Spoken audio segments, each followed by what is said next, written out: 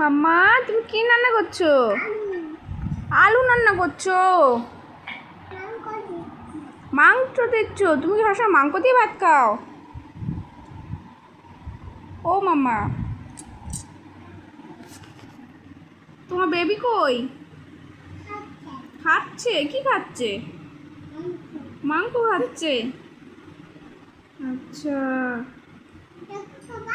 না আমি খাবো না, তুমি খাও।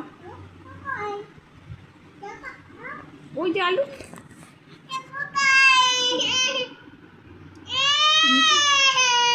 এই তো বেবির পিছনে, বেবিটা তোলো। হ্যাঁ ওই যে।